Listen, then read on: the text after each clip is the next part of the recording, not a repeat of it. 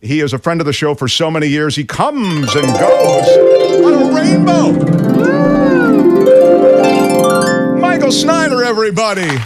Michael, welcome. So happy to be here for the last quarter hour of the Mark Thompson Telethon. Sorry, Keep giving. Your time is shortened. I apologize. Give with your heart. Give with your soul. Yeah, it is telethonish, but this is the new world. We have to pitch for it. I hear you. And I'll tell you what. I'm going to make this a guarantee to you now. Okay. If you want to go, I don't want you to feel cut short. If we've got to run a couple of minutes long, it's okay. But when I say a couple of minutes, I just mean a couple of minutes. Okay? I don't want to impinge on Nikki Maduro's show, so that's, look at that. That's almost a non-starter. Hey, Mark. Yes. It's beginning to look a lot like retail everywhere I go. It's nothing but Christmas trees and lights. I mean, in the olden days when I was a boy, we waited till Santa showed up at the Macy's Day Thanksgiving Parade before we even thought about mistletoe. But not anymore. No, oh, my God. By the way, seriously, what the Right. You know, with all the chatter about the demise of Twitter, how comfortable should people be about switching to something called Mastodon, a name synonymous with extinction? I find that a little bit... It is true. That's what they're talking about, Mastodon. But there'll be others also. I hope so. Right. You know what? Saber-toothed tiger is my favorite new social media spot. That's where I'm going all the time. What? Okay, Fangs, you very much. Tiger reference. My God. Let's go into the movie There's never realm. been anything like this. Yeah, well, you're right about that. All right, go ahead. Yeah, let's get to some movies, Michael. She Come on. Said gets up close and personal with New York Times reporters Megan Twohey and Jodi Kantor, who broke the story of a Hollywood bigwig Harvey Weinstein's sexual transgressions and brought down one of the most powerful producers in the movie industry. This is a serious, smart, and critical dramatization of the women at work as the Me Too movement was just getting started. It's a bit talky, but saved by the superb performances of Carey Mulligan as Toohey, whose documented revelations about Donald Trump's treatment of women had little impact on the 2016 presidential election, bumming her out, believe me. And Zoe Kazan as the dogged Kantor, whose persistence paid off in the Weinstein case. As docudramas about high-profile journalistic investigations go, She Said is not as dynamic as All the President's Men, the Watergate expose, nor is it as tense and thrilling as Spotlight, which blew the lid off the Catholic Church's molestation scandals. But the importance of She Said is undeniable as it turns the spotlight, on the serial abuse of actresses and underlings by an Oscar-winning mega producer, resulting in a sort of All the President's Women. Make that All the Producers' Women. Somebody plays Harvey Weinstein in this? There is a shot of Weinstein from the rear, and you hear a voice actor doing stuff. There may be legitimate tapes that they spool. But as someone who works in the entertainment field, I was very caught up in seeing how Toohey and Kantor methodically uncovered Weinstein's misdeeds. And by the way, one of Weinstein's more famous victims and accusers is in the movie as herself. And in today's 24-hour news cycle world, hashtag Me Too could feel like old business. As She Said reminds us, it is not. Even at moments when it gets a bit dry and threatens to be burdened by too much exposition, Mulligan and Kazan make you feel the commitment and the crusading determination of Toohey and Kantor. It's directed in clear and precise fashion by German filmmaker Maria Schrader, who did I'm Your Man and Amy and Jaguar, a couple of foreign language films I really enjoyed. And their feminist perspective fits this project like a glove, but never overwhelms it.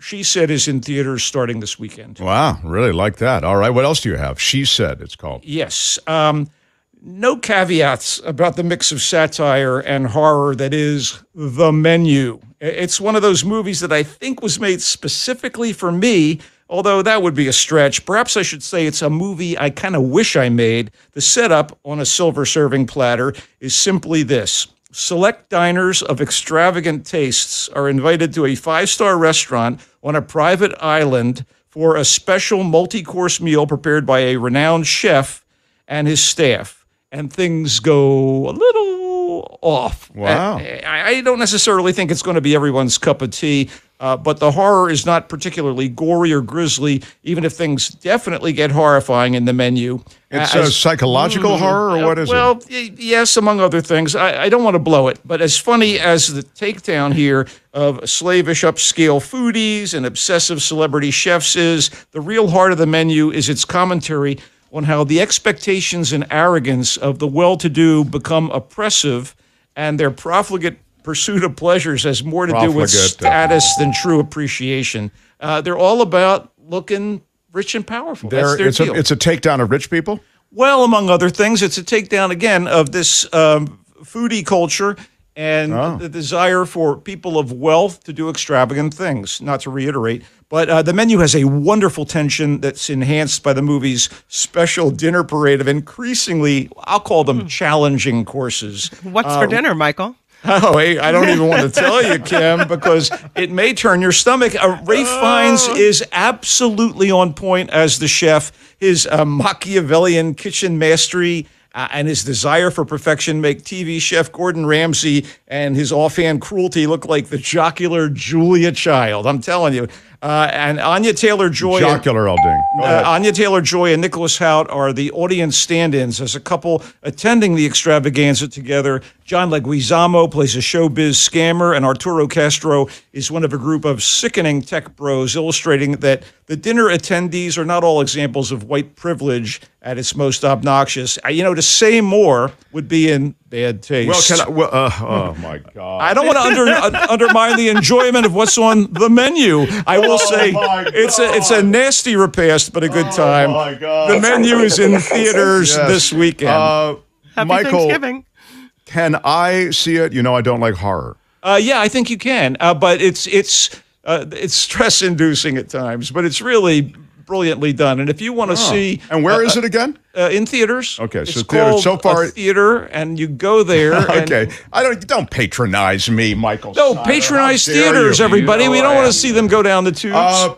So she said, and the menu both in theaters. Go ahead. Yes. Sebastian Lelio, the Chilean director and co-screenwriter of The Wonder, made his name with really incisive female-led Spanish-language art house hits, including the original Gloria. There was an English-language remake of that, and A Fantastic Woman. But he also made Disobedience in English, a very powerful movie about a woman who reluctantly revisits her Orthodox Jewish community after years of embracing a secular life. Disobedience starred the always excellent Rachel Weisz, while The Wonder, the movie we're talking about right now, a very different sort of film with religion on its mind, stars Weiss's Black Widow co-star Florence Pugh. Coincidence? Who cares? Anyway, as it happens, Pugh, who, along with Mulligan and Kazan from She Said, is one of my favorite rising actresses, she's wonderful. Her versatility is stunning, having played a Marvel superheroine in the MCU, a wannabe female MMA fighter in Fighting with My Family. She was the title character in the John le Carré spy series, The Little Drummer and The Little Drummer Girl. She was one of the March Sisters. Talk about a change of pace. She was a March Sister in the latest version of Little Women. So in The Wonder, which is adapted from the book of the same name, Pugh continues to display this range as Lib Wright, an English nurse brought to the windswept Irish Midlands in 1862. So a local council has hired Lib to watch over Anna O'Donnell, an 11-year-old girl who has purportedly stopped eating for months and is still somehow alive and well. So a local doctor, played by Toby Jones, believes there's some sort of scientific reason that the girl is surviving. Her family and a string of pilgrims say it's a miracle. Meanwhile, Lib and a journalist from London are more skeptical. And while most of the cast reeks of the old sod in a way that makes you want to cheer them on with a pint of Guinness, and Keela Lord Cassidy, the young actress who plays Anna, is heartbreakingly good. It's Pugh's show, and she is magnificent, dark, troubled, honorable, and compassionate, even as she wrestles with her own demons.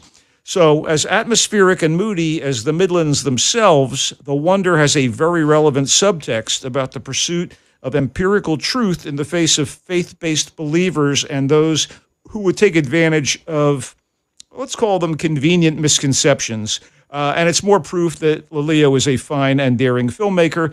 The Wonder is in theaters, but it's also, as of today, on Netflix. Oh. So this is something you and Courtney should delve you into. think it sounds like it's a contemplative piece. It's just beautifully done. And again, it has a certain relevance today in its questions of truth and belief and, what's real, what's not, perception, governing reality. It's a smart That's not movie. fake. That's real. Okay, well, maybe it is fake. All right. All right, what's the last movie you have for us, Michael? Okay, couched as a movie biography of the accordion-playing master of the pop music parody, Weird, the Al Yankovic story, may contain kernels of truth, but it is, in keeping with its subject, largely a wacky parody of the familiar underdog musician attains stardom against the odds story we have seen in a zillion biopics. Here's some out-of-the-box thinking. Someone decided the man who turned Michael Jackson's Beat It into Eat It. Well, that's one of the points in the story. That's right. He did the Michael Jackson parody. He turned Madonna's Like a Virgin into Like a Surgeon, and Joan Jett's I Love Rock and Roll into I Love Rocky Road. Someone thought this guy should be played by the boy wizard Harry Potter himself, Daniel Radcliffe. Wow, Daniel Radcliffe plays Yankovic? Yes, and Radcliffe, he's displayed a flair for comedy in offbeat movies before, Swiss Army Knife, Guns Akimbo. He gives it his all, enhancing the Pee-wee's Big Adventure vibe here with a sort of wide-eyed innocence and guilelessness. I just think it was... Guilelessness, please, a ding. It was pretty inspired casting. And there are loads of cameos and some pretty amusing caricatures of a troupe of pop culture figures from back in the day. They're all at one pool party scene, but the most crucial members of the sporting cast are Evan Rachel Wood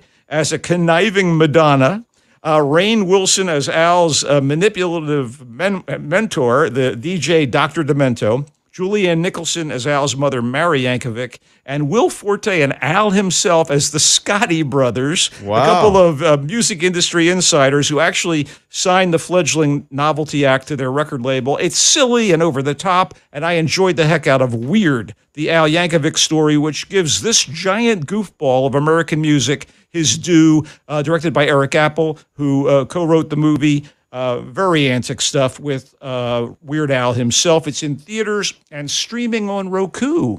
Wow. You really liked Weird Al Yankovic, the Al Yankovic story. Well, yeah, I thought I would say that all of the movies that we talked about today have genuine merit. Yeah, you truly did. So Weird, the Al Yankovic story is in theaters. That's the only place you can see it for the moment, correct? No, I just told you it's also on Hulu. Thank you for paying attention. Is it weird to make a movie about someone when they're still alive? Do you think? Well, that's one of the charms here. It's sort of a fan fiction, but it had a budget. Yeah, there you go. You know, they do this to me all the time. I don't know what the hell they do it for. Yeah. They tell me the answer. I tune out for a second. I'm looking at the different text. You got a lot of love in the chat. Hey, I love them too. Thank you for listening. Thank you for contributing. Smash it like with your iron rod for Smash it with your iron rod. Michael Snyder. Oh, since it's me, smash it with your iron rod, Stewart. You know I love the music. Yeah, he does like the music. Okay, Weird. The Al Yankovic story is available on Hulu and in theaters. The Wonder, which you also liked. You feel like there's a contemplative piece. It takes place. It's got a message for today, is what you were saying? Yeah, even though it's set in beautiful, windswept Ireland. Yeah. So you see, I was listening. Back in the day. The Menu, which has a little undercurrent of horror, but it's not really a horror movie. It's got a lot of social satire, and I thought it's my favorite of the four movies today. By the way. Wow. Look at you. And finally, and that's in theaters. And She Said, which is the serious, smart, critical dramatization of the Harvey Weinstein sexual assault, really, right? It was a parade of sexual assault. Right. It was a culture of sexual assault, essentially, for years. Absolutely. And to tell you, one of the more heartbreaking things in the movie is that Toohey is trying to bring down Donald Trump and has all the evidence about his own peccadillos. And, of course, it ends up amounting to nothing, and she pivots to do this Harvey Weinstein thing after a bit. Wow. Peccadillos is a ding word. It sure is. I want to say quickly, because it's just wrapping up, and if you have the Disney Plus subscription, Andor on Disney is really wonderfully done.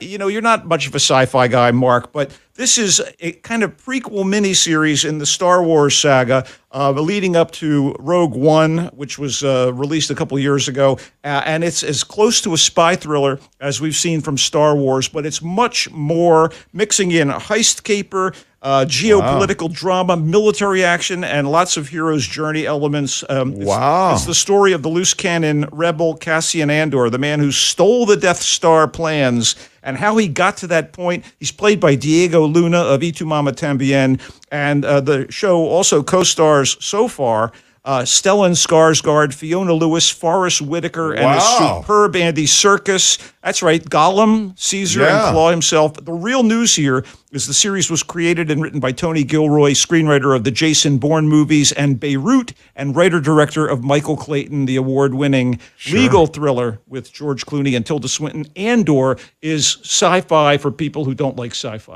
I think I'm going to check that out. It's not that I don't like sci-fi, Michael. I was raised on 2001. Right. It's all of the battles in space that there were no giant-headed aliens in 2001. Right, so exactly. prepare yourself. You know what the problem is just as well as I do. I'm just saying. Hal weighs in. Hal 9000. Anyway, all right. You can find him in the Marina Times. You can find him here on Fridays. He's the Culture Blaster across social media at Culture Blaster. Is it at the Culture Blaster or at Culture Blaster? At Culture Blaster, one word. And remember, migrate to Mastodon unless you're fearing another ice age. He comes and goes on a rainbow. Bye-bye, Michael. Go Niners. Go Niners. Hola, Mexico.